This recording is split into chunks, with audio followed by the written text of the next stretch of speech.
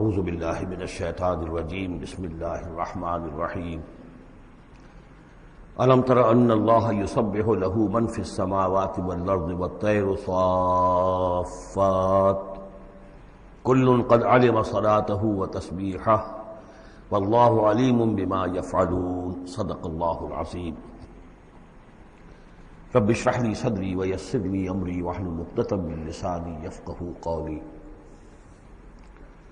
سورہ نور کا 5واں رکوع جو ہم پڑھ چکے ہیں اس کے بارے میں یہ بات نوٹ کر لیجئے کہ جس طرح سورہ بقرہ کے پہلے 2 رکوعوں میں 3 قسم کے انسانوں کی تفصیل بیان ہوئی، وہاں وہ بنیادی طور پر ایک دعوت اور تحریک کے رد عمل میں جو لوگ مختلف شکلیں صورت اختیار کرتے ہیں، جو رد عمل مختلف شکلیں اختیار کرتا ہے، اس کے اعتبار سے ایک وہ جو مومنین صادقین ہیں، وہ ہر چہ بعد آباد جب اس دعوت کو قبول کرتے ہیں تو اس کیفیت کے ساتھ کہ اب جو ہو سو ہو۔ ایک وہ لوگ ہیں کہ جو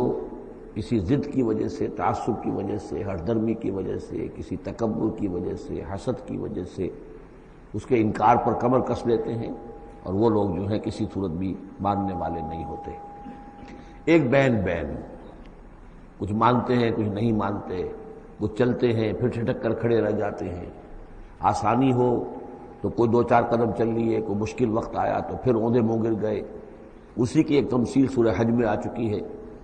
وَمِنَ النَّاسِ مَن يَعْبُدُ اللَّهَ عَلَى حَرْفٍ فَإِنْ أَصَابَهُ خَيْرٌ اطْمَأَنَّ بِهِ وَإِنْ أَصَابَتْهُ فِتْنَةٌ انقلب عَلَى وَجْهِهِ خَسِرَ الدُّنْيَا وَالْآخِرَةَ۔ اسی طرح یہاں اس رکوع میں بھی 3 قسم کے انسانوں کا تذکرہ ہے، لیکن یہ ایک مختلف اعتبار سے ہے۔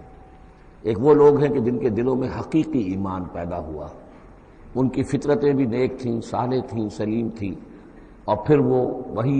آسمانی سے بھی صحیح طور پر مستفیض ہوئے، ان کا باطن جگمگا اٹھا اور ان کے دلوں میں نیکی حقیقی معنی میں پیدا ہو گئی، اور اس کے لیے جو ایک نقشہ ہے ان کے سیرت و کردار کا وہ بھی کھینچ دیا گیا۔ ایک وہ لوگ ہیں کہ جن کے اندر سرے سے دنیا پرستی اور دنیا ہی کی شہوات اور خواہشات اور لذات، اس کے سوا کسی شے کا کوئی گزر ہی نہیں، وہ بالکل اس کے برعکس ہے۔ پہلے نور علی نور اور دوسرے ظلمات بعضها فوق بعض۔ کوئی جھوٹ موٹ کی نیکی بھی نہیں، کوئی ملمے کی نیکی بھی نہیں، ان کا مال ہے تو صرف اپنی ہی عیاشیوں کے لیے ہی، اپنے ہی جو بھی ان کے تعیش ہے اسی میں خرچ ہو رہا ہے۔ لہذا یہ وہ لوگ ہیں کہ وہ ایمان سے بھی محروم اور کسی جھوٹ موٹ کی نیکی سے بھی ان کے ہاں کسی نور کا سرے سے گزر ہی نہیں، ظلمات بعضها فوق بعض۔ اور اس کے لیے تمثیل دی گئی ہے کہ گہرے سمندر کے اندر جو اندھیرا ہوتا ہے، ایبسولوٹ ڈارکنس، کہ رات بھی ہے، اوپر بادل بھی ہے، اور جو ہے موج پر موج چڑھی ہوئی ہے، تو ایبسولوٹ ڈارکنس۔ ایک فرینچ امیر البحر تھا جو اسی آیت کو پڑھ کر ایمان لے آیا تھا، اس کی ساری عمر گزری تھی سمندروں کے اندر، اور وہ جانتا تھا کس قسم کی ڈارکنس ہوتی ہے وہاں۔ اس نے کہا کہ پتہ کیا کہ کیا محمد نے صلی اللہ علیہ وسلم کبھی بحری سفر کیے تھے؟ جب اسے معلوم ہوا کہ انہوں نے کبھی بحری سفر کیا ہی نہیں، تو اس نے کہا کہ پھر یہ ثابت ہو گیا کہ یہ اللہ کا کلام ہے، ورنہ یہ تشبیہ جو ہے کوئی شخص اس کو وہ تو دے سکتا ہے کہ جس نے بحری سمندر کیے ہوں اور جس سے اندازہ ہو، اور وہ سمندر کے اندر کبھی اس نے غوطے بھی لگائے ہوں، اور وہ ایبسولوٹ ڈارکنس کا کانسیپٹ۔ بہرحال یہ دوسری انتہا۔ بیچ میں وہ لوگ ہیں، بین ہیں، کچھ نیکیاں بھی کرتے ہیں، حقیقی ایمان سے محروم ہیں، نہ اللہ پر نہ یوم آخر پر ان کا پختہ ایمان نہیں ہے، لیکن یہ کہ اپنے ضمیر کو مطمئن کرنے کے لیے کچھ نہ کچھ، یا دنیا میں کوئی نام کمانے کے لیے یا کوئی اور شہرت حاصل کرنے کے لیے وہ کچھ نیکیاں کرتے ہیں، تو ان کی نیکیوں کی مثال سراب کسی ہے۔ الم تر ان اللہ یسبح له من فی السماوات والارض، کیا تم دیکھتے نہیں ہو کہ اللہ کی تسبیح کرتی ہے وہ سب چیزیں، وہ سب وہ کرتے ہیں وہ سب جو آسمانوں میں ہے اور جو زمین میں ہے، اور نہ صرف آسمانوں اور زمین میں بلکہ ان دونوں کے مابین جو السماء میں جو ہے، والطیر صافات، اور یہ جو پرندے ہیں جو اپنے پروں کو پھیلائے ہوئے ہیں، یہ بھی اللہ کی تسبیح کر رہے ہیں۔ کل قد علم صلاتہ و تسبیحہ،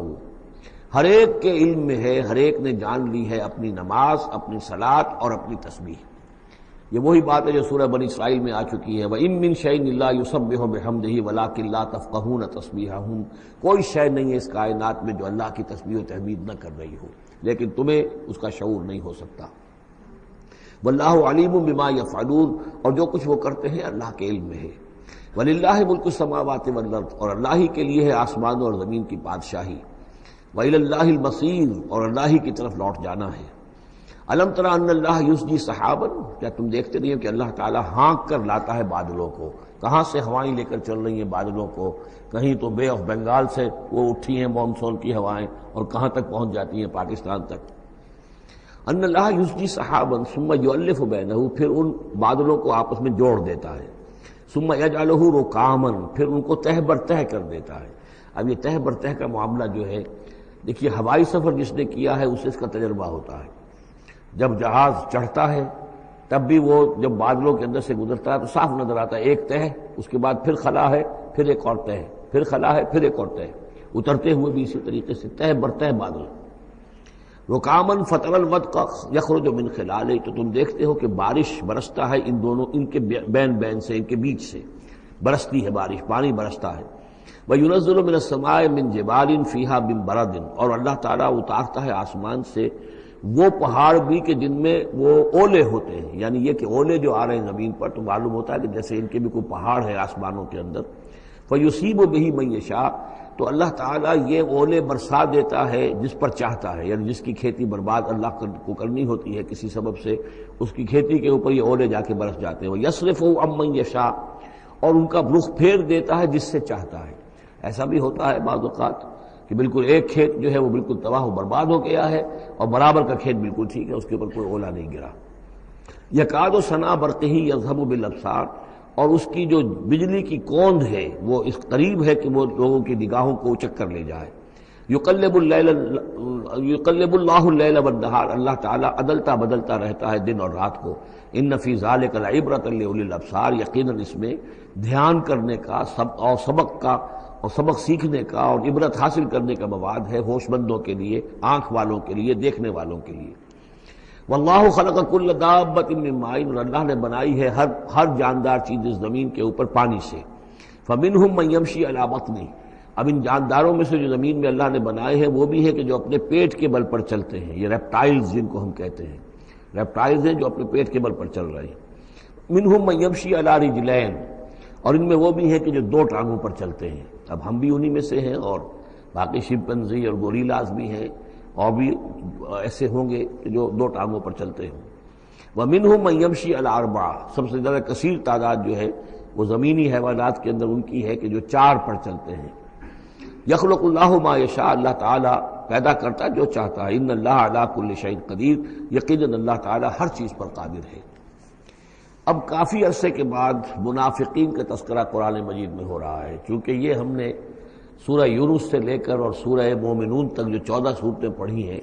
ان میں تو سارا معاملہ تھا مشرکین عرب سے، کفار سے، مشرکین سے، ساری بحث ان سے تھی۔ کہیں کہیں گفتگو کا رخ جو ہے وہ اہل کتاب کی طرف ہوئے سخن، بغیر انہیں باضابطہ خطاب کیے ہوئے، اور یا پھر تیسرا خطاب حضور سے ہے ذاتی، اور حضور کی وساطت سے اہل ایمان کے ساتھ، اور ابھی وہاں نفاق کا کوئی اس قسم کا موجود نہیں تھا معاملہ کہ منافقین کے ساتھ رد و قضا ہوتی۔ لیکن یہ تو چونکہ سورہ نازل ہو رہی ہے سن 6 ہجری میں، یہ گویا کہ یوں سمجھیے کہ عین مدنی جو دور ہے اس کا عین وسط ہے، بالکل سن 11 میں حضور کا انتقال ہوا ہے، تو سن 6 یوں سمجھیے کہ ان دونوں کے بالکل وسط کے اندر ہے، یہ بالکل درمیانی دور ہے مدنی دور کا۔ یہاں پر اب تذکرہ ہو رہا ہے منافقین کا۔ لقد انزلنا آیات مبینات، ہم نے نازل کی ہیں روشن آیات۔ واللہ یہدی من یشاء الی صراط مستقیم، اور اللہ تعالیٰ ہدایت دیتا ہے جس کو چاہتا ہے سیدھے راستے کی طرف۔ وَيَقُولُونَ آمَنَّا بِاللَّهِ، اور کچھ لوگ وہ بھی ہیں جو کہتے ہیں ایمان لائے اللہ پر، وبالرسول، اور اللہ کے رسول پر، وَأَطَعْنَا، اور ہم نے اطاعت قبول کی۔ ثُمَّ يَتَوَلَّىٰ فَرِيقٌ مِّنْهُمْ، پھر ان میں سے ایک جماعت جو ہے پیٹھ موڑ کر جاتی ہے، مِن بَعْدِ ذَلِكَ، اس کے بعد، یعنی اب اس کے بعد یہ سب کچھ کہہ کر قول و قرار کر کے اطاعت کا یہاں دم بھر کر جاتے ہیں، لیکن پھر طرز عمل ان کا کچھ اور ہوتا ہے۔ وَمَا أُولَٰئِكَ بِالْمُؤْمِنِينَ، اور یہ لوگ حقیقی مومن نہیں ہیں۔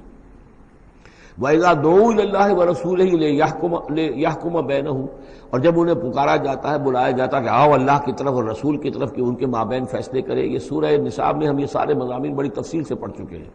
کہ وہ لوگ چاہتے تھے کہ اپنے مقدمات جو ہیں وہ یہودیوں کی عدالت میں لے جائیں، اس لیے کہ حضور کے ہاں انہیں اندیشہ ہوتا تھا کہ یہاں تو بالکل صحیح فیصلہ ہو جائے گا۔ تو اس طرح کا جو ان کا کردار تھا، جب انہیں بلایا جاتا ہے اللہ کے اور اس کے رسول کی طرف کہ آؤ کہ وہ فیصلہ کرے تمہارے مابین اذا فریق منہم معرضون، تو ان میں سے ایک گروہ اور ایک جماعت ایسی ہے جو اعراض کرتی ہے اور کرنی کترا جاتی ہے۔ وَإِن يَكُن لَهُمُ الْحَقُّ يَأْتُوا إِلَيْهِ مُذْعِنِينَ، اور اگر ان کو معلوم ہو کہ حق ہمارے ساتھ ہے، یعنی ہم حق پر ہیں اس مقدمے میں، تو پھر وہ آتے ہیں بڑا یقین کا اظہار کرتے ہوئے، اذعان کے ساتھ اور یقین کے ساتھ اور اپنے ایمان کا اظہار کرتے ہوئے، کیونکہ انہیں یقین ہے کہ ہمارا کیس سچا ہے اور حضور کی عدالت میں ہم جائیں گے تو ہمارے حق میں فیصلہ ہو جائے گا، تو اب کوئی رکاوٹ نہیں۔ یاتوا الیہ مذعنین، خوب یقین کا اعتماد کا اظہار کرتے ہوئے آتے ہیں۔ افی قلوبہم مرض، کیا ان کے دلوں میں روگ ہے؟ ام ارتابوا، یا یہ شکوک میں مبتلا ہو گئے ہیں؟ ام یخافون ان یحیف اللہ علیہم، یا انہیں یہ اندیشہ ہے کہ اللہ تعالیٰ جو ہے ان کے ساتھ ناانصافی کرے گا، ورسولہ، وہ اس کے رسول، بل اولئک هم الظالمون، نہیں بلکہ حقیقت میں یہی ظالم ہیں۔ ایمان کی اصل حقیقت سے چونکہ یہ محروم ہے، لہذا ساری غلطی ان کے اپنے کردار میں ہے۔ انما کان قول المؤمنین اذا دعوا الی اللہ ورسولہ لیحکم بینہم، جو حقیقی مومن ہوتے ہیں ان کو تو جب بلایا جاتا ہے اللہ کی طرف اور اس کے رسول کی طرف کہ وہ فیصلہ کرے ان کے مابین، تو ان کا قول تو یہی ہوتا ہے ان یقولوا سمعنا واطعنا، کہ وہ کہتے ہیں کہ ہم نے سنا اور ہم نے مانا، ہم حاضر ہیں، جو بھی فیصلہ محمد رسول اللہ کا ہوگا ہم اسے بصر و چشم تسلیم کریں گے۔ انما کان قول المؤمنین اذا دعوا الی اللہ ورسولہ لیحکم بینہم ان یقولوا سمعنا واطعنا واولئک هم المفلحون، اور یقیناً وہی لوگ ہیں جو پھر فلاح پانے والے ہیں۔ ومن یطع اللہ ورسولہ، اور جو اللہ کی اور اس کے رسول کی اطاعت کرتا ہے، ویخشى اللہ ویتقہ، اور اللہ کا خوف بھی رکھتا ہے، اس کا تقوی اختیار کرتا ہے، فاولئک هم الفائزون، تو یقیناً وہی لوگ ہیں کہ جو کامیاب ہونے والے ہیں۔ وَأَقْسَمُوا بِاللَّهِ جَهْدَ أَيْمَانِهِمْ، اور وہ قسمیں کھا کھا کر کہتے ہیں، اللہ تعالیٰ کی قسمیں کھاتے ہیں اپنی امکانی حد تک، لئن امرتہم، اے نبی اگر آپ حکم دیں گے، لَيَخْرُجُنَّ، تو وہ لازماً نکل جائیں گے۔ آپ حکم دے دیا، میں ہم حاضر ہیں، ویسے میری یہ مجبوری ہے، یہ میری تکلیف ہے، یہ مسئلہ ہے، ویسے آپ حکم دیں گے اگر، تو میں بالکل حاضر ہوں۔ یہ آپ کو اب بھی معلوم ہوگا کہ ہماری جماعتی زندگیوں کے اندر یہ مسئلہ ہوتا ہے کہ کوئی امیر ہے، اس نے ایک بات کہی ہے، کھل کر اس نے کہہ دیا ہے کہ میں یہ چاہتا ہوں کہ معاملہ اس طرح کیا جائے۔ اب کچھ لوگ کرنے کتراتے ہیں، اچھا جی اگر آپ حکم دیں گے تو میں کروں گا، لیکن یہ کیا بات ہے؟ جب وہ امیر ہے آپ کا، وہ بات کہہ رہا ہے، تو اس کی بات کو آپ حکم کیوں نہیں سمجھ رہے؟ اسی طریقے سے حضور صلی اللہ علیہ وسلم نے جب فرما دیا ہے کہ نکلنا ہے، اب دشمن کے مقابلے کے لیے نکلو، اب وہ آپ چاہتے ہیں پی کال کر کے حضور ایک ایک کی خوشامد کریں کہ آئیے آپ ضرور نکلیے، خدا کے لیے ضرور چلیے، یہ حضور کرنے والے نہیں ہیں۔ وَأَقْسَمُوا بِاللَّهِ جَهْدَ أَيْمَانِهِمْ، اور یہ اللہ کی قسمیں کھا کھا کر کہتے ہیں اپنی امکانی حد تک، لئن امرتہم، اے نبی آپ کا حکم ہوگا تو میں حاضر ہوں، لَيَخْرُجُنَّ، ہم ضرور نکلیں گے۔ قُل لَا تُقْسِمُوا، اے نبی ان سے کہیے تم قسمیں مت کھاؤ، طاعۃ معروفہ، معروف طریقے پر اطاعت اختیار کرو۔ تم نے اعلان کیا ہے کہ تم مجھ پر ایمان لائے ہو، تم نے اعلان کیا ہے کہ تم مجھے اللہ کا رسول سمجھتے ہو، اب جو میں کہہ رہا ہوں اسے قبول کرو، اختیار کرو۔ یہ کیا ہے کہ میں کسی کو ایک ایک کو علیحدہ علیحدہ حکم دوں؟ ان اللہ خبیر بما تعملون، یقیناً جو کچھ تم کر رہے ہو اللہ اس سے باخبر ہے۔ قل اطیعوا اللہ واطیعوا الرسول، اے نبی کہہ دیجئے۔ اب دیکھیے نوٹ کر لیجئے، سورہ نساء میں نے تفصیل سے آپ کو بیان کیا تھا کہ منافقین پر تین ہی چیزیں بھاری تھیں۔ نمبر ایک، حضور کی شخصی اطاعت کرنا، نمبر دو، جہاد اور قتال کے لیے نکلنا، نمبر تین، ہجرت۔ تین ایشوز کے اوپر بڑی تفصیل سے وہاں گفتگو ہو چکی ہے۔ یہاں اطاعت رسول کو جو ہے، جو پہلا مضمون تھا سورہ نساء میں، اسی کو زیادہ موقت کیا جا رہا ہے۔ قل اطیعوا اللہ واطیعوا الرسول، کہیے ان سے اطاعت کرو، اللہ کی اطاعت کرو، اس کے رسول کی صلی اللہ علیہ وسلم۔ فإن تولوا، پھر اگر یہ پیٹھ موڑ لے، اگر تم منہ پھیرو گے، اگر منہ موڑ لو گے، فإنما علیہ ما حمل، تو سن لو ہمارے نبی پر ذمہ داری ہے اس کام کی جو ہم نے ان پر ڈالا ہے، وعلیکم ما حملتم، اور تم سے باز پرس ہوگی اس کی جو تمہارے اوپر ڈالا گیا ہے۔ یعنی نبی نے جو ذمہ داری تھی اللہ کا دین تم تک پہنچایا، اللہ کے احکام پہنچا دیے، ان کا کام جو ہے اس پر ختم ہو گیا۔ اب اطاعت کرنا، اس کی تعمیل کرنا، اس کے حکم پر چلنا، اللہ کے دین کے لیے تن من دھن لگانا، اور یہ سارا کام تمہیں کرنا ہے۔ تو جو ان کی ذمہ داری ہے وہ ادا کریں گے، اور اللہ کے ہاں ان سے ان کے بارے میں سوال کر لیا جائے گا، اور جو تمہاری ذمہ داری ہے ظاہر بات ہے کہ اس کے جواب بھی تمہیں کرنی ہے۔ اس میں یہ بھی ہوتا ہے بسا اوقات کہ کسی شخص کو یہ گمان ہو جائے، ظاہر بات ہے میں نے آپ کو سنایا تھا کہ ایک شخص نے کہہ دیا تھا حضور سے، اے دل یا محمد، اے محمد عدل سے کام لیجیے صلی اللہ علیہ وسلم. بڑی گستاخی کے ساتھ اس نے کہا، گویا کہ الزام لگایا کہ آپ یہ جو صدقات کی جو تقسیم کر رہے ہیں یا مال غنیمت تقسیم کر رہے ہیں، اس میں آپ عدل سے کام نہیں لے رہے. تو حضور نے بھی غصے میں جواب دیا تھا کہ انما عدل فلم یا عدل، اگر میں عدل نہیں کروں گا تو کون کرے گا. اسی طریقے سے ہو سکتا ہے کسی جماعتی زندگی کے اندر کوئی امیر ہے اور اس سے کوئی شخص یہ محسوس کرے، اس کا ساتھی، کہ مجھ پر زیادتی کی ہے انہوں نے، امیر نے زیادتی کی ہے. کوئی بات نہیں، امیر نے زیادتی کی ہے تو امیر اس کی جواب دہی اللہ کے ہاں کر لے گا، اللہ تعالیٰ کے ہاں جواب دہی ہو جائے گی. اور اگر ہو سکتا ہے اس کے کچھ جو بھی نیکیاں ہے وہ تمہارے حساب میں اللہ تعالیٰ درج کر دے، لینا دینا وہاں ہو جائے گا، ڈیبٹ کریڈٹ ہو جائے گا. لیکن اس کا مطلب یہ ہو کہ ناراض ہو کر بیٹھ رہا ہو کہ اب اپنی ذمہ داری ادا نہیں ہو رہی، تو پھر تو جواب دہی تمہاری ہو جائے گی اللہ کے ہاں، ایکسپلینیشن کال تمہاری ہو جائے گی کہ ناراض ہو کر بیٹھ رہے ہیں کیونکہ انہوں نے میرے ساتھ یہ کیا ہے لہذا میں بس اب کام کچھ نہیں کروں گا. یہ تو گویا کہ ایک منفی طرز عمل ہے. تمہیں جواب دہی کرنی ہے اپنے فرائض کی، اپنی ذمہ داریوں کی. تو یہ جماعتی زندگی سے متعلق بعض بہت اہم ہیں جو مباحث اس سورہ مبارکہ میں آئے ہیں، اور ان میں سے بعض ہمارا جو منتخب نصاب نمبر 2 ہے جو اس سورہ مبارکہ کی آخری آیات ہیں وہ اس کے ایک درس کی حیثیت سے اس میں شامل ہیں. جو جماعتی زندگی جو ہے، جب ایک جماعت بنانی پڑے گی، اگر دین کا کام کرنا ہے تو اکیلے تو نہیں ہو سکتا. جماعت کا نظم ہو، ایک ڈسپلن ہو، ایک حزب اللہ وجود میں آئے جو سورہ مائدہ میں ہم دیکھ آئے ہیں، فَإِنَّ حِزْبَ اللَّهِ هُمُ الْغَالِبُونَ. غلبہ جو ہے تو وہ حزب اللہ کو اللہ تعالیٰ دیتا ہے. ید اللہ علی الجماعہ، جماعت کے اوپر اللہ کا ہاتھ ہے، جماعت کی وہ اللہ کی نصرت اور تائید حاصل ہوتی ہے. اس جماعتی زندگی کے بعد ایسے نفسیاتی معاملات ہوتے ہیں اور اس کے اندر بعض ایسے حساس مسائل ہوتے ہیں کہ جن کے بارے میں بڑی عمدہ رہنمائی دی گئی ہے مختلف مقامات پر. ان پر ہم نے پھر مرتب کیا ہے منتخب نصاب، مطالعہ قرآن حکیم کا منتخب نصاب نمبر 2. قل اطیعوا اللہ واطیعوا الرسول فإن تولوا فإنما علیہ ما حمل. ان پر جو ذمہ ہے وہ ان کی اپنی ذمہ داری کا، اور جو تمہارے اوپر جو بوجھ ہے، جو تمہاری مسئولیت ہے، وہ تمہاری ذمہ داری کی. وَإِن تُطِيعُوهُ تَهْتَدُوا. جان لو یہ اللہ کے رسول ہیں، اگر تم ان کی اطاعت پر کاربند رہو گے تبھی تم ہدایت یافتہ ہوگے. وَمَا عَلَى الرَّسُولِ إِلَّا الْبَلَاغُ الْمُبِينُ. اور ہمارے رسول پر سوائے صاف صاف پہنچا دینے کے اور کوئی ذمہ داری نہیں ہے. اب جو آیت آ رہی ہے یہ بھی طویل آیات میں سے اور عظیم ترین آیات میں سے آیت استخلاف، یہ خلافت کا جو اللہ تعالیٰ نے وعدہ کیا ہے اس امت سے. وعد اللہ الذین آمنوا منکم وعملوا الصالحات. اے مسلمانوں، اللہ کا وعدہ ہے تم میں سے ان لوگوں کے ساتھ جو ایمان اور عمل صالح کی شرطیں پوری کر دیں گے. یہ نام کے مسلمان، نسلی مسلمان جو اللہ کے حکم پر چلتے بھی نہ ہوں، اللہ کے احکام کے مطابق عمل نہ کرتے ہوں، دین کے لیے تن من دھن لگانے کو تیار نہ ہوں، ان سے یہ وعدہ نہیں ہے. وعدہ ہے حقیقی اہل ایمان جو ایمان حقیقی کی شرط پوری کرے اور ایمان کے جو عملی تقاضے ہیں ان کو بھی بجا لائیں. وعد اللہ الذین آمنوا منکم وعملوا الصالحات لیستخلفنہم فی الارض. کہ وہ انہیں زمین میں خلافت عطا کرے گا، حکومت عطا کرے گا، غلبہ عطا کرے گا. کما استخلف الذین من قبلہم، جیسے کہ اس نے خلافت عطا کی تھی ان کو جو ان سے پہلے تھے. حضرت داؤد کو، حضرت طالوت کو، حضرت سلیمان کو جو خلافت دی گئی، بعد میں بھی مکابی حکومت قائم ہوئی ہے، اس میں بھی خلافت قائم ہوئی. تو یہ خلافت جیسے پہلے ہم نے دی تھی سابقہ امت مسلمہ کو، ایسے ہی اے امت محمد صلی اللہ علیہ وسلم تمہیں بھی خلافت دی جائے گی، بشرطے کہ ایمان اور عمل صالح کی یہ 2 شرطیں تم پوری کرو. اب یہ خلافت جو ہے اس کو 3 انداز میں یہاں بیان کیا گیا ہے. لَيَسْتَخْلِفَنَّهُمْ فِي الْأَرْضِ،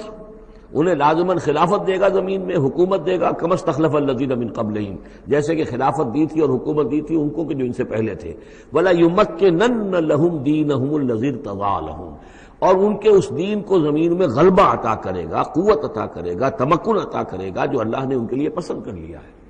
ظاہر بات ہے مسلمانوں کی خلافت ہے تو اس کے معنی کیا ہے؟ اللہ کے دین کا غلبہ ہے. وہ تو بات تو ایک ہی ہے، اللہ کا دین غالب، اس کے کیا معنی ہے؟ مسلمانوں کی خلافت. تو چیز ایک ہی ہے، لیکن یہاں 3 الفاظ لا کر اس کی اہمیت کو نمایاں کیا جا رہا ہے 3 اعتبارات سے. وَلَا يُمَكِّنَنَّ لَهُمْ دِينَهُمُ الَّذِي ارْتَضَىٰ لَهُمْ. اب یہاں دیکھیے وہی لام مفتوح شروع میں فعل مضارع سے، اور اس کے بعد یہ نون مشدد، یہ سارے وعدے نہایت تاکیدی وعدے ہیں. لَيَسْتَخْلِفَنَّهُمْ فِي الْأَرْضِ كَمَا اسْتَخْلَفَ الَّذِينَ مِن قَبْلِهِمْ وَلَيُمَكِّنَنَّ لَهُمْ دِينَهُمُ الَّذِي ارْتَضَىٰ لَهُمْ. واللہ نے دین کون سا ہے جو پسند کر لیا ہے؟ الْيَوْمَ أَكْمَلْتُ لَكُمْ دِينَكُمْ وَأَتْمَمْتُ عَلَيْكُمْ نِعْمَتِي وَرَضِيتُ لَكُمُ الْإِسْلَامَ دِينًا. یہ آیت ہم پڑھ چکے ہیں سورہ مائدہ میں. اور تیسری بات وَلَيُبَدِّلَنَّهُم مِّن بَعْدِ خَوْفِهِمْ أَمْنًا. اللہ تعالیٰ ان کے خوف کی کیفیت جو ہے اس کو بدل دے گا امن کی کیفیت سے. ظاہر بات ہے جب تک کہ مسلمان کمزور تھے ان کے لیے خوف تھا، ابھی ادھر سے حملے کا اندیشہ ہے، ابھی ادھر سے حملے کا اندیشہ ہے، اب فلاں قبیلے کی طرف سے خبر آئی ہے کہ وہ فوجی تیاری کر رہا ہے، فوج کشی کرے گا۔ وہ خوف کی ایک کیفیت تھی جو ہر وقت طاری رہی ہے۔ ایمرجنسی کی کیفیت جو ہے مدینہ منورہ میں، یوں سمجھیے کہ پورے 5 برس ایمرجنسی رہی ہے، ہر وقت ہر آن اندیشہ ہوتا تھا، خبریں آ رہی ہیں اب ادھر سے کوئی قبیلہ حملہ کرنے والا ہے، اب یہ مکے میں کوئی ان کی ملاقاتیں ہوئی ہیں، کوئی سازش ہوئی ہے، ابھی کوئی خط چلا گیا ابو عامر راہب کا کوئی مشن ہے، یہ ساری خبریں آتی تھیں۔ لیکن یہ کہ اب اس کے بعد وہ وقت آ جائے گا کہ ان کا جو خوف کی کیفیت ہے بدل جائے گی امن سے۔ یعبدوننی لا یشرکون بی شیئا، میں یہاں اس کو سمجھتا ہوں مستقبل سے متعلق، جب ایسا ہو جائے گا تو پھر وہ میری بندگی کریں گے کہ اس میں کسی شے کی شرک جو ہے گوارا نہیں کریں گے۔ جب تک اللہ کی حکومت نہیں ہے تو ظاہر بات ہے کچھ نہ کچھ شرک تو ہو ہی رہا ہے۔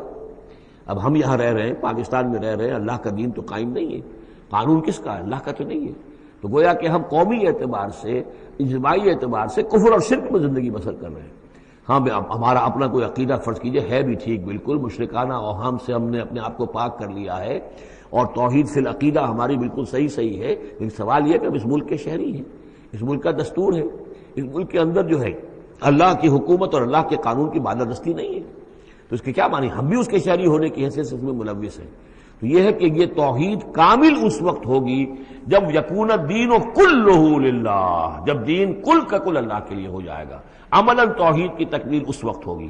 یعبدوننی، میری بندگی کریں گے، لا یشرکون بی شیئا، اور میرے ساتھ کسی شے کو شریک نہیں کریں گے۔ ومن کفر بعد ذلک فاولئک هم الفاسقون، اور جو اس کے بعد بھی کفر کریں تو پھر وہ تو فاسق ہیں، ناہنجار ہیں، سرکش ہیں۔ اس کے بھی دو معنی ہو سکتے ہیں، جب دین کا غلبہ ہو گیا پھر بھی جو کفر کرے وہ تو معلوم ہوا کہ اس کے اندر خیر سرے سے ہے ہی نہیں۔ ایک یہ ہے کہ باطل کا غلبہ ہے، باطل کے غلبے میں کسی بندہ مومن کے لیے ایمان لانا مشکل ہے، ایمان پر قائم رہنا مشکل ہے، اسلام پر عمل کرنا مشکل ہے۔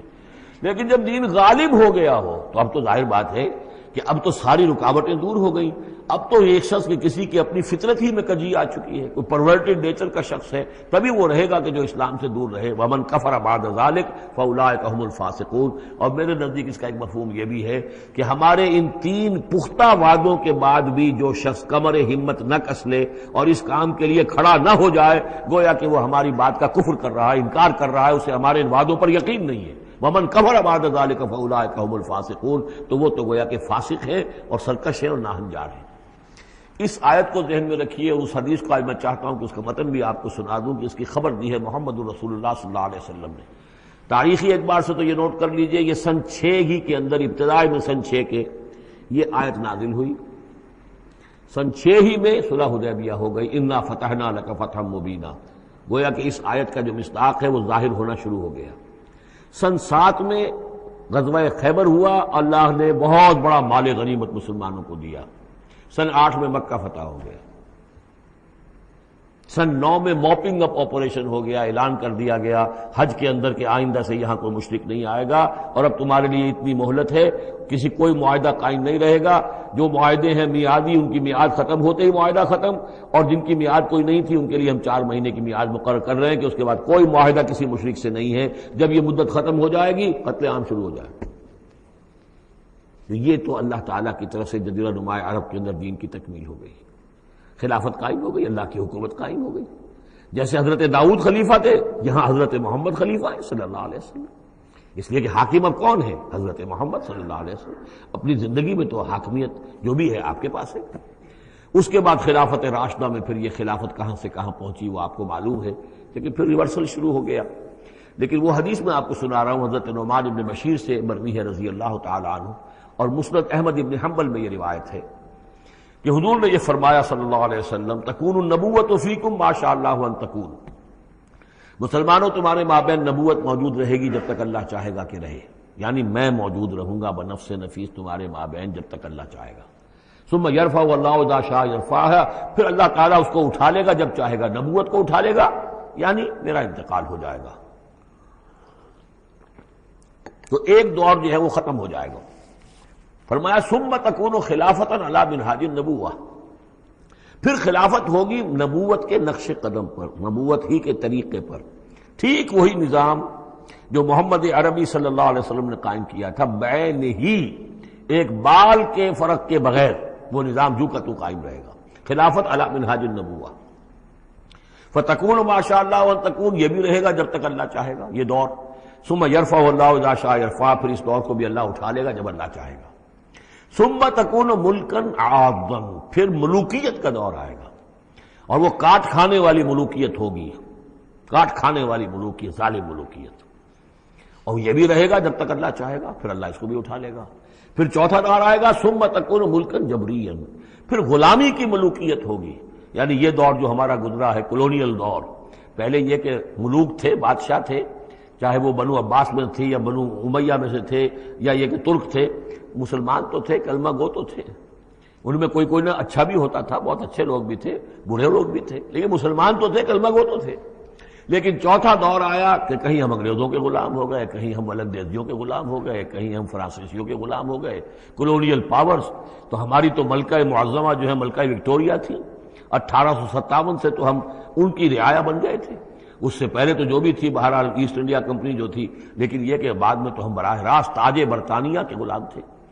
یہ چوتھا دور ہے جو تقریباً یوں سمجھیے کہ ابھی نصف میں پہنچا ہے، اس اعتبار سے کہ اگرچہ براہ راست وہ جو حکومتوں کا جو ہے جو یہاں پر تھا، جو بساط بچھی ہوئی تھی، وہ لپیٹ دی گئی ہے، لیکن ابھی مالیاتی اعتبار سے ریموٹ کنٹرول سے وہی قوتیں ہیں کہ جو آج بھی کنٹرول کر رہی ہیں ہمیں، یہ ریموٹ کنٹرول ہے۔ ابھی یہ چوتھا دور ختم نہیں ہوا ہے۔ پہلے یہ براہ راست آکوپیشن اور اپنی حکومتیں، اپنی فوجیں لا کر، اب یہ ہے کہ اس کے بغیر بائی پراکسی،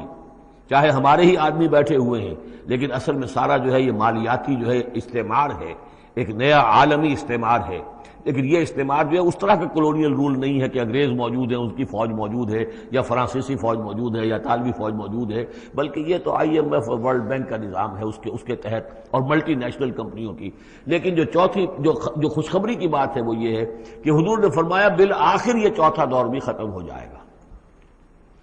اور خوشخبری یہ ہے کہ ثم تکون خلافۃ علی منہاج النبوہ، پھر دور آئے گا خلافت علی منہاج النبوہ کا۔ ثم سکت رسول اللہ صلی اللہ، اس کے بعد حضور خاموش رہے، اس لیے کہ اس کے بعد پھر دنیا کے خاتمے کا معاملہ ہے۔ وہ خاتمے کے بارے میں عرض کر چکا ہوں، ایک طویل عرصے تک تو پوری دنیا میں وہ خلافت علی منہاج النبوہ رہے گی، گلوبل، اس لیے کہ حضور نے یہ بتا دیا ہے کہ اب جب یہ خلافت علی منہاج النبوت کا نظام آئے گا تو کل روئے ارضی پر ہوگا۔ مسلم شریف میں روایت ہے،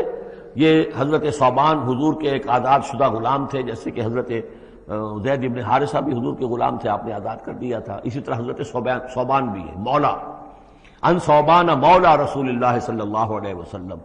اس میں روایت کیا ہے، حضور نے فرمایا ان اللہ زوالی الارض، اللہ نے میرے لیے ساری زمین کو لپیٹ دیا یا سکیڑ دیا، فرائے تو مشارقہا و مغاربہا، تو میں نے سارے مشرق دیکھ لیے زمین کے، سارے مغرب دیکھ لیے، وَإِنَّ أُمَّتِي سَيَبْلُغُ مُلْكُهَا مَا زُوِيَ لِي مِنْهَا، اور میری امت کی حکومت ان تمام علاقوں پر قائم ہو کر رہے گی جو اس طرح زمین کو سکیڑ کر یا لپیٹ کر مجھے دکھا دیے گئے۔ اور یہ روایت صحیح مسلم کی ہے۔ اسی طرح کی ایک اور حدیث ہے حضرت مقداد بن الاسود سے رضی اللہ تعالی عنہ کہ اس روئے ارضی پر کوئی گھر اور کوئی خیمہ نہیں بچے گا، یعنی سیٹلڈ جو علاقے ہیں جہاں گھر ہیں، شہر ہیں، گھر بنے ہوئے ہیں، مکان بنے ہوئے ہیں، یا نومیڈک ٹرائبز جہاں بھی ہیں کہ وہ اپنے خیمے لے کے ادھر سے ادھر جاتے رہتے ہیں، نہ کوئی گھر بچے گا نہ خیمہ جس میں اللہ کا دین داخل نہ ہو جائے۔ بعز عزیز اور ذل ذلیل، یا تو یہ کہ گھر اور خیمے والا اسلام قبول کرے گا، اسلام اس کے گھر میں داخل ہوگا، اس کا بھی اعزاز ہوگا، اور یا وہ گھر والا اسلام قبول نہیں کرے گا لیکن اسلام کی بالادستی جو ہے تسلیم کرنی پڑے گی۔ یؤت الجزیۃ عن ید وہم صاغرون، یہ جو ہم پڑھ آئے ہیں سورہ توبہ کے اندر، تو گویا کہ اس کے گھر میں بھی اسلام تو آ گیا لیکن وہ بدبخت جو ہے اسلام کی نعمت سے اور اس کے اعزاز سے محروم رہا۔ یہ ہے وہ خبر کہ جو ہے صحیح احادیث ہیں، اور یہ منطقی طور پر بھی سمجھ لیجئے کہ قرآن مجید میں یہ بات واضح کر دی گئی کہ حضور کو بھیجا گیا غلبہ دین کے لیے، 3 دفعہ فرمایا۔ سورہ توبہ میں ہم پڑھ چکے ہیں، 2 مرتبہ آگے اور آنا ہے، هو الذی ارسل رسولہ بالہدی ودین الحق لیظہرہ علی الدین کلہ، اور 5 مرتبہ فرمایا کہ حضور کو بھیجا گیا پوری نوع انسانی کے لیے۔ اس کی سب سے نمایاں اور سب سے جو لوگوں کے اندر عام طور پر معروف آیت ہے وہ یہ ہے وَمَا أَرْسَلْنَاكَ إِلَّا كَافَّةً لِلنَّاسِ بَشِيرًا وَنَذِيرًا، ویسے ہم پڑھ آئے سورہ انبیاء میں وَمَا أَرْسَلْنَاكَ إِلَّا رَحْمَةً لِلْعَالَمِينَ، اس کا بھی مفہوم یہی ہے تمام جہان والوں کے لیے ہم نے بھیجا ہے آپ کو رحمت بنا کر، اور ہم نے نہیں بھیجا ہے محمد آپ کو مگر پوری دنیا کے لیے، پوری نوع انسانی کے لیے بشیر اور نذیر بنا کر۔ ان دونوں کو جوڑیں تو اس کا منطقی نتیجہ بھی یہ ہے کہ حضور کی بعثت کا مقصد مکمل ہوگا ہی اس وقت جبکہ کل عالم انسانیت پر دین حق غالب ہو جائے، اور یہ ہو کر لینا ہے۔ وَمَنْ كَفَرَ بَعْدَ ذَلِكَ فَأُولَٰئِكَ هُمُ الْفَاسِقُونَ وَأَقِیمُوا الصَّلَاةَ وَآتُوا الزَّکَاةَ، اور نماز قائم کرو اور زکوٰۃ ادا کرو۔ وَأَطِیعُوا الرَّسُولَ لَعَلَّکُمْ تُرْحَمُونَ، رسول کی اطاعت کرو تاکہ تم پر رحم کیا جائے۔ چونکہ روح سخن منافقین کی طرف ہے، اور میں نے آپ کو بتایا تھا ان پر جو شاخ گزر رہی تھی وہ در حقیقت رسول کی اطاعت تھی۔ بار بار کہتے تھے یہ اپنے جی سے بات کہہ دیتے ہیں، آیت تو ابھی اتری نہیں، ابھی کوئی آیت تو آئی نہیں، قرآن میں تو ابھی یہ حکم آیا نہیں۔ یہ معاملہ جو ہے ان کو شاخ گزر رہا تھا حضور کی اطاعت۔ وَأَقِیمُوا الصَّلَاةَ وَآتُوا الزَّکَاةَ، اور نماز قائم کرو، زکوٰۃ ادا کرو۔ وَأَطِیعُوا الرَّسُولَ لَعَلَّکُمْ تُرْحَمُونَ، اور اللہ رسول کی اطاعت کرو تاکہ تم پر رحم کیا جائے۔ لَا تَحْسَبَنَّ الَّذِينَ كَفَرُوا مُعْجِزِينَ فِي الْأَرْضِ، یہ کافر یہ نہ سمجھیں کہ وہ اللہ کو تھکا دیں گے یا ہرا دیں گے اس زمین میں۔ وَمَأْوَاهُمُ النَّارُ، ان کا ٹھکانہ آگ ہے، وَلَبِئْسَ الْمَصِيرُ، اور بہت برا ٹھکانہ ہے۔ یا ایھا الذین آمنوا لیستأذنکم الذین ملکت ایمانکم، اب وہی جو سماجی احکام کچھ دیے گئے تھے کہ اذن لیے بغیر تم داخل نہ ہو گھر میں، اور اس طرح کے آداب جو ہیں معاشرتی، ان کے ضمن میں مزید احکام آ رہے ہیں۔ یہ سورہ مبارکہ کی ترتیب یہ ہے، یوں سمجھیے کہ جیسے کوئی انگوٹھی ہو اور بڑا سا ہیرا جو ہے لگا ہوا، دونوں طرف جو ہے وہ اس کا پتلے سائڈ سے یہ ہار ہے، اور اس کے نیچے جو ہے درمیان میں کوئی بڑا ہیرا ہے، دوسری طرف موتی ہے۔ اس کے بالکل وسط میں 5واں رکوع ہے، یہ اللہ نور السماوات والارض مثل نورہ کمشکاۃ فیہا مصباح، اور آیت نمبر 35 وہ عظیم کوہ نور ہیرے کے مانند ہے۔ پھر دونوں طرف جو ہے یہ مضامین ہیں، کچھ ادھر ہیں سماجی احکام، کچھ ادھر ہیں سماجی احکام، اور اس طریقے سے یہ ایک عظیم بہت خوبصورت ہار کی شکل بن گئی۔ لیستأذنکم الذین ملکت ایمانکم، چاہیے کہ جو تمہارے غلام ہیں اور باندیاں ہیں وہ بھی اجازت لے کے اندر داخل ہوا کریں۔ والذین لم یبلغوا الحلم، اور وہ لوگ بھی تمہارے کہ جو کہ ابھی وہ بالغ نہیں ہوئے ہیں، وہ بچے بھی، منکم ثلاث مرات، 3 اوقات دن رات کے ایسے ہیں کہ جن میں خاص طور پر جو پرائیویسی کا اہتمام ہونا چاہیے، اور اس میں یہ کہ کوئی بھی اجازت لیے بغیر بچے بھی نہ جائیں۔ من قبل صلاۃ الفجر، ایک تو فجر کی نماز سے قبل، وحین تضعون ثیابکم من الظہیرۃ، اور جو تم ظہر کے وقت ظہیرہ جس کو کہتے ہیں، اپنے کپڑے ذرا اتار کے سستاتے ہو، قیلولہ کرتے ہو، ہلکے کپڑوں کے اندر انسان لیٹتا ہے۔ ومن بعد صلاۃ العشاء، اور نماز عشاء کے بعد۔ ثلاث عورات لکم، یہ 3 اوقات تمہارے پردے کے اوقات ہیں، یہ تمہاری خاص پرائیویسی کے اوقات ہیں۔ لیس علیکم ولا علیہم جناح بعدہن، ان کے علاوہ عام حالات میں کوئی حرج نہیں ہے، بعدہن کہ وہ یعنی وہی تمہارے ملازم ہیں، تمہارے غلام ہیں یا باندیاں ہیں، یا اسی طریقے سے تمہارے بچے ہیں، طوافون علیکم بعضکم علی بعض، وہ آئیں جائیں گھروں کے اندر، ظاہر بات ہے کہ اس کمرے میں آئے ہیں، اس میں گئے ہیں، اس میں کوئی حرج نہیں ہے کہ وہ آئیں جائیں اور پھریں۔ کذالک یبین اللہ لکم الآیات، اسی طرح اللہ تعالیٰ تمہارے لیے اپنی آیات واضح کر رہا ہے، واللہ علیم حکیم، اور اللہ تعالیٰ علیم اور حکیم ہے۔ وَإِذَا بَلَغَ الْأَطْفَالُ مِنْكُمُ الْحُلُمَ، اور جب تمہارے بچے جو ہیں، جو لڑکے ہیں، وہ بھی بالغ ہو جائیں، انہیں سب سمجھ آ جائے جو بھی معاملات ہیں دونوں شوق کے، فَلْيَسْتَأْذِنُوا كَمَا اسْتَأْذَنَ الَّذِينَ مِنْ قَبْلِهِمْ، تو پھر وہ بھی اذن لے کر اسی طرح داخل ہوا کریں جیسے کہ پہلا حکم آیا تھا کہ اذن لیے بغیر گھر میں داخل نہ ہو۔ کذالک یبین اللہ لکم آیاتہ، اس طرح اللہ تعالیٰ تمہارے لیے اپنی آیات کو واضح کر رہا ہے۔ واللہ علیم حکیم، اللہ علیم اور حکیم ہے۔ والقواعد من النساء اللاتي لا يرجون نکاحا، اور وہ عورتیں تمہارے میں سے، تمہاری خواتین میں سے کہ جو اب بیٹھ رہی ہوں، یعنی لا یرجون نکاحا، اب وہ نکاح کی امیدوار نہ ہوں،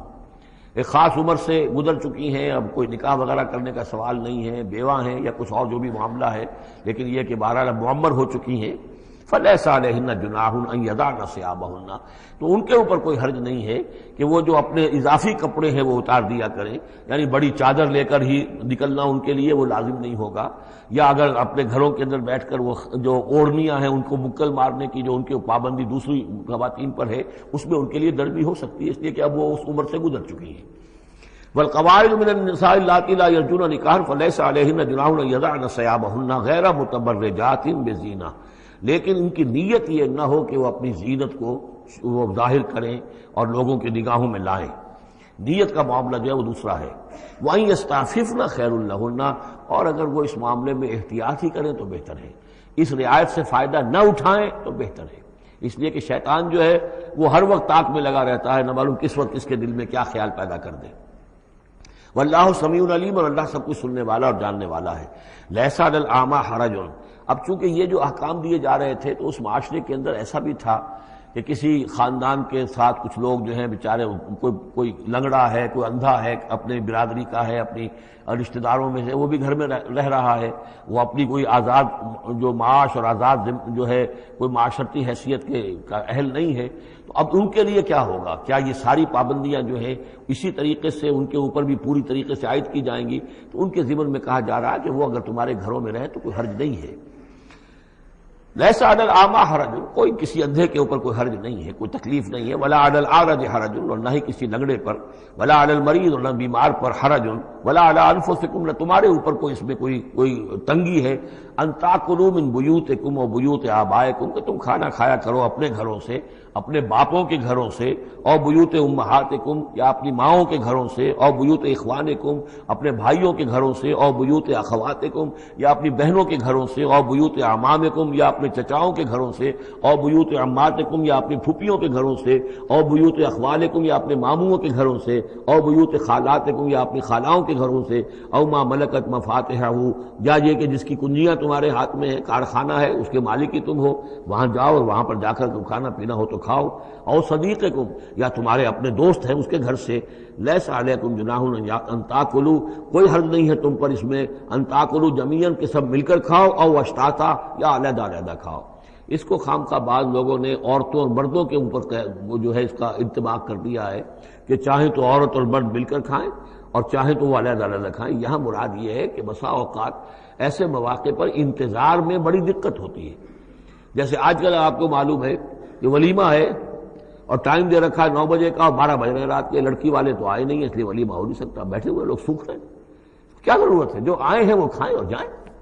لہذا یہ نہیں ہے کہ سب کے سب جمع ہو کر ہی اور ایک ہی جمعیت ہو تبھی وہ کھائیں، بلکہ یہ کہ اپنی ضرورت کے تحت جیسے بھی ہو، اگر سب مل جل کر بیٹھ کر کھائیں تب بھی کوئی حرج نہیں، اور اگر علیحدہ علیحدہ گروپس کے اندر یہ کھا لیا جائے تب بھی کوئی حرج نہیں۔ یہ مجلسی احکام جو دیے جا رہے ہیں اس سے مراد یہ نہیں ہے کہ سطر اور حجاب کے احکام بھی یہاں پہ ٹوٹ جائیں گے، اور یہاں پر جو ہے گھریلو جو ہے اگر پارٹیز کوئی تھرو کی گئی ہیں تو اس میں کوئی پردے وردے کی حاجت نہیں ہے، اس میں مرد اور عورتیں جو ہیں وہ مخلوط طور پر شریک ہو جائیں، معاذ اللہ، یہ مراد نہیں۔ فَإِذَا دَخَلْتُمْ بُيُوتًا فَسَلِّمُوا عَلَىٰ أَنفُسِكُمْ، پھر جب تم گھروں میں داخل ہو تو اپنے آپ پر سلام بھیجا کرو، یعنی انفسکم سے مراد ہے گھر میں رہنے والے جو ہیں وہ تمہارے ہی میں سے ہیں، تمہارے رشتہ دار ہیں، عزیز ہیں، یا تمہارے اپنے گھر میں بھی داخل ہو تو السلام علیکم کہو۔ تحیۃ من عند اللہ مبارکۃ طیبۃ، یہ دعا ہے اللہ کے پاس سے، اللہ نے تمہیں سکھائی ہے السلام علیکم، اور یہ مبارک بھی ہے اور پاک بھی ہے۔ کذالک یبین اللہ لکم الآیات لعلکم تعقلون، اسی طرح اللہ تعالیٰ تمہارے لیے اپنی آیات کو واضح کر رہا ہے، کھول کر بیان کر رہا ہے تاکہ تم عقل سے کام لو۔ اب آخری جو رکوع ہے اس کا، اس سورہ مبارکہ کا، اور اس کی کل 3 آیات ہیں، یہ خالص جماعتی زندگی، وہ جو جہاد اور قتال کے لیے یا کسی اور اجتماعی کام کے لیے حضور جب نکلتے تھے اور اہل ایمان آپ کے ساتھ ہیں، اس وقت کیا صورتحال ہونی چاہیے۔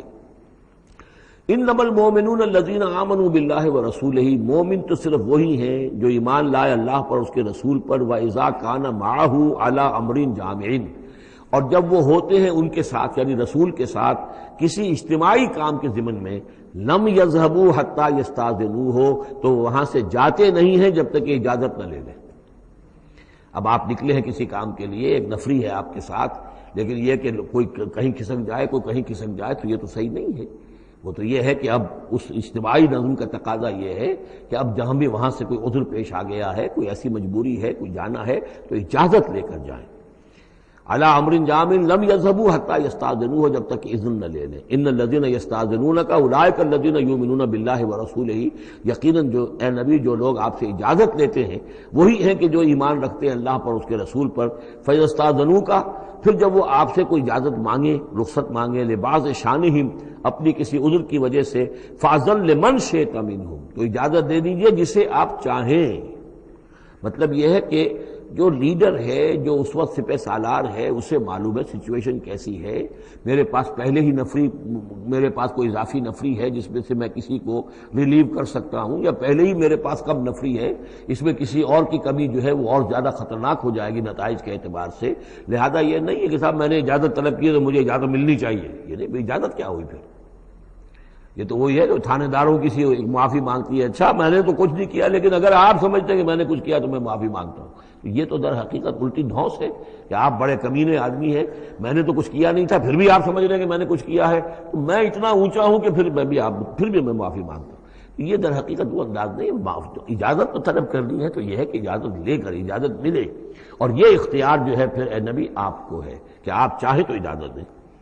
فاذن لمن شئت منہم واستغفر لهم اللہ، اور اس پر بھی ان کے لیے استغفار کیجئے اللہ سے، کیونکہ انہوں نے ظاہر بات ہے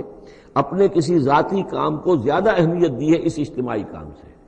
یہ اجتماعی کام نبی کا ذاتی نہیں ہے، یہ دین کا کام ہے، اللہ کے دین کا کام ہے، دین کو غالب کرنا فرض منصبی اللہ کی طرف سے ہے ان پر،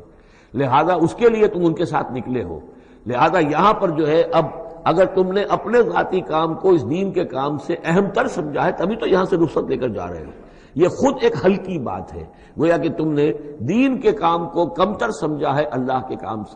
اپنے کام سے، اور اس کو اہمیت زیادہ دی ہے، لہذا استغفار اے نبی ان کے لیے استغفار کیجئے، واستغفر لهم اللہ، اور ان کے لیے استغفار کیجئے، ان اللہ غفور الرحیم، یقیناً اللہ تعالیٰ غفور الرحیم ہے۔ ایک بات البتہ نوٹ کر لیجئے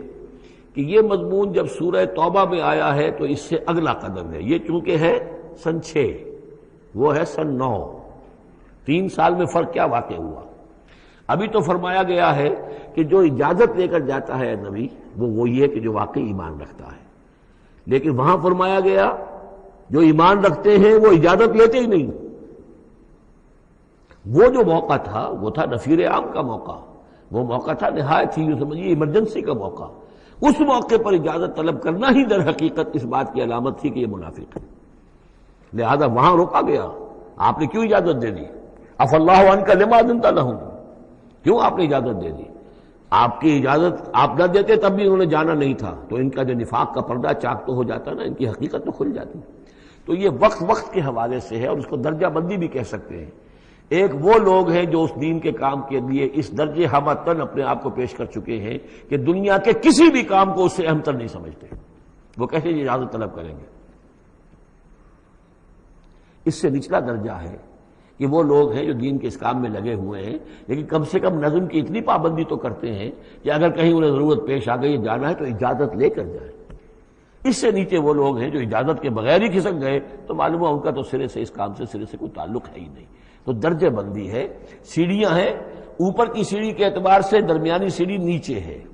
لیکن نیچے والی سیڑھی کے اعتبار سے درمیانی اونچی ہے، تو یہ ریلیٹیو معاملہ جو ہے رہے گا کہ ایک وہ لوگ ہیں جو سرے سے اس کا بھی خیال نہیں کرتے کہ اجازت لیں، اجتماع ہے، کوئی اس کی معذرت بھی نہیں کی ہے، نہ بعد میں کی ہے، نہ پہلے کہا ہے کہ میں نہیں آ سکتا، معلوم ہوا کہ انہیں کوئی سرے سے احساس ہی نہیں ہے کہ ہم کسی نظم کے پابند ہیں اور ہماری کوئی ذمہ داری ہے۔ اس سے بہتر کم سے کم وہ لوگ ہیں کہ جو اپنا عذر پیش کر دیتے ہیں، اجازت لے لیتے ہیں،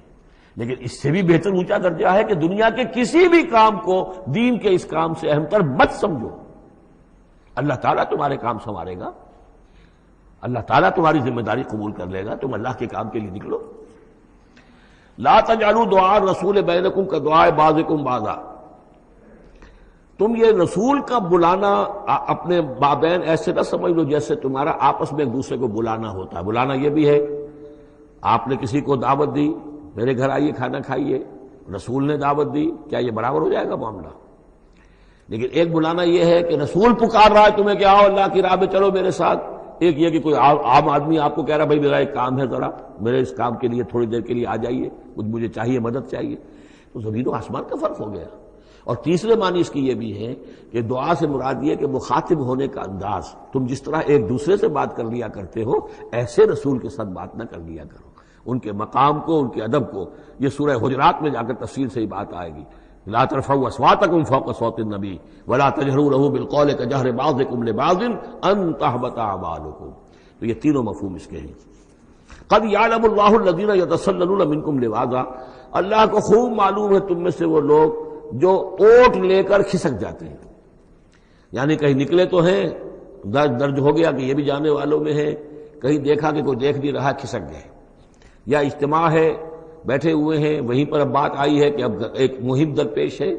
اب انہیں سمجھ میں آ گیا کہ اب نام مانگے جائیں گے، کون لوگ اس کے لیے اپنے آپ کو والنٹیئر کرتے ہیں، تو اس سے پہلے کہ وہ مرحلہ آئے وہ وہاں سے کھسک جائیں۔ یتسللون منکم، جو سٹک جاتے ہیں کھسک جاتے ہیں آنکھ بچا کر لواذا، فلیحذر الذین یخالفون عن امرہ، تو انہیں ڈرنا چاہیے کہ جو رسول کے معاملے میں رسول کے بات کی مخالفت کرتے ہیں، ان تصیبہم فتنۃ، کہ ان پر کوئی عذاب اللہ کی طرف سے آ جائے، کوئی پکڑ آ جائے، کوئی بہت بڑی آزمائش آ جائے، اور یصیبہم عذاب علیم، یا ان کے اوپر کوئی بہت بڑا دردناک عذاب آ جائے۔ الا ان للہ ما فی السماوات والارض، آگاہ ہو جاؤ،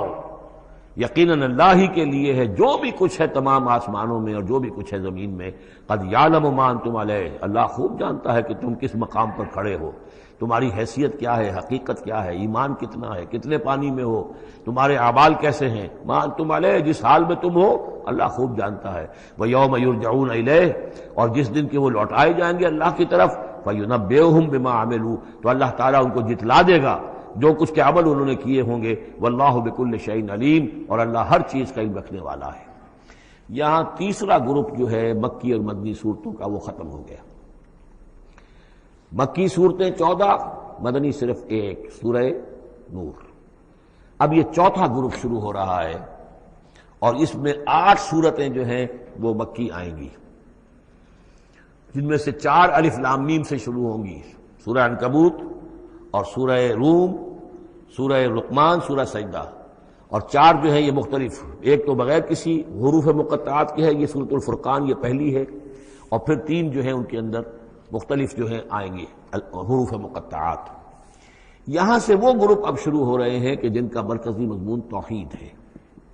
اس لیے کہ اگرچہ ویسے یہ چوتھا گروپ شروع ہو رہا ہے، لیکن چونکہ مکی صورتوں کا تو یہ تیسرا ہی گروپ ہے۔ مکی پہلی صورت، پہلے گروپ کے اندر صرف سورہ فاتحہ ہے، وہ ویسے بھی مکی مدنی کی تقسیم سے بلند تر ہے،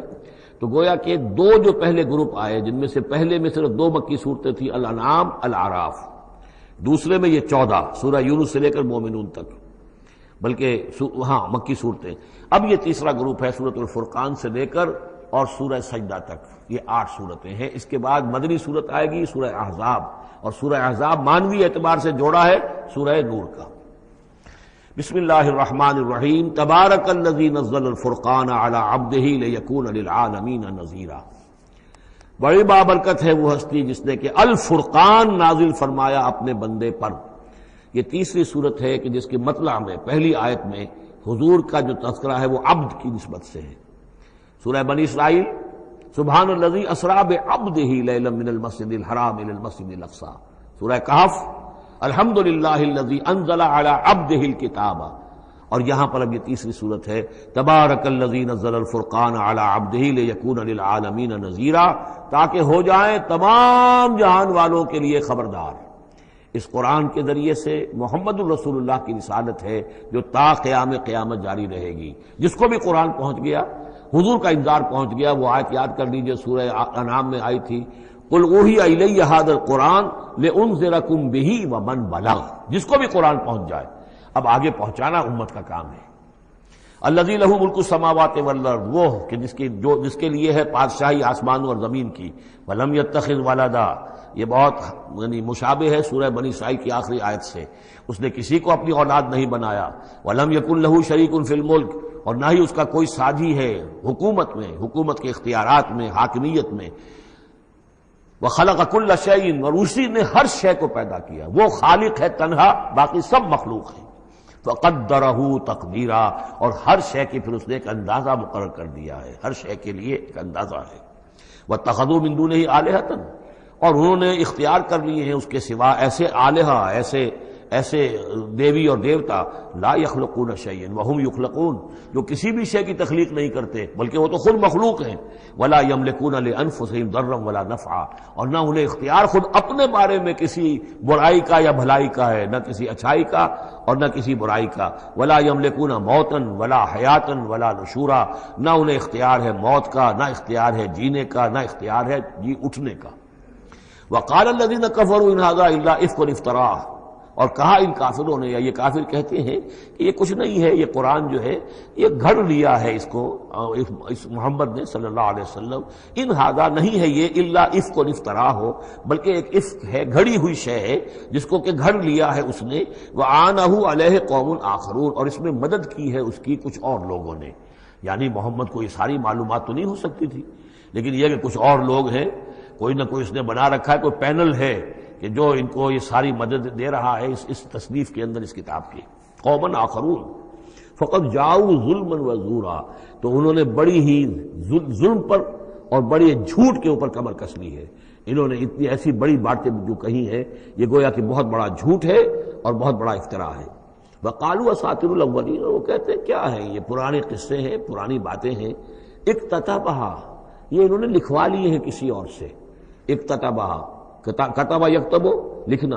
اکتتاب باب افتعال ہوگا، کسی سے کچھ لکھوا لینا۔ اکتتبھا، انہوں نے لکھوا لی ہیں چیزیں۔ فہی تملی علیہ بکرۃ واصیلا، اور یہ ان کو پھر ڈکٹیٹ کرائی جاتی ہیں، املا کرائی جاتی ہیں صبح شام۔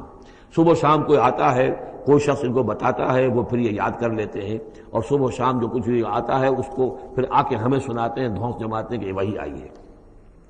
قل انزلہ الذی یعلم السر فی السماوات والارض، کہہ دیجئے اسے نازل کیا ہے اس ہستی نے جو جانتا ہے ہر چھپی ہوئی شے کو آسمانوں کی اور زمین کی۔ انہ کان غفورا رحیما، یقیناً وہ بخشنے والا اور رحیم ہے۔ وقالوا ما لہذا الرسول، اور وہ کہتے ہیں یہ کیسا رسول ہے، کیا ہوا اس رسول کو، کہتا ہے کہ میں رسول ہوں، یاکل الطعام، لیکن کھانا کھاتا ہے، ویمشی فی الاسواق، اور بازاروں میں چلتا پھرتا ہے۔ کہیں کوئی چیز آپ خریدتے بھی ہوں گے اپنے گھر کے معاملات کے اندر، یا اس سے پہلے تو آپ کاروبار بھی کیا کرتے تھے، یہ بازاروں میں ہماری طرح چلتا پھرتا ہے، کھانا اس کو کھانے کی حاجت ہوتی ہے، یہ کیسے رسول ہو گیا؟ لولا انزل الیہ ملک، کیوں نہیں کوئی بھیجا گیا ان کی طرف کوئی فرشتہ ہوتا، اڑتا ہوا پروں کے ساتھ وہ نیچے آتا ان کے پاس اور وہ کہتا یہ اللہ کے رسول ہیں۔ فیکون معہ ظہیرا نذیرا، اور وہ ان کے ساتھ ہوتا، آگے آگے چلتا ان کے، ہٹو بچو جیسے چلتے ہیں، یہ اللہ کے رسول آ رہے ہیں، اور وہ خبردار کرتا ہے لوگوں کو ان کے ساتھ مل کر۔ اور یلقی الیہ کنز، یہ وہی باتیں جو سورہ بنی اسرائیل میں آ چکی ہیں، یا ان کو دے دیا گیا ہوتا، ان پر ڈال دیا گیا ہوتا، آسمان سے گر پڑتا ان پر ایک خزانہ،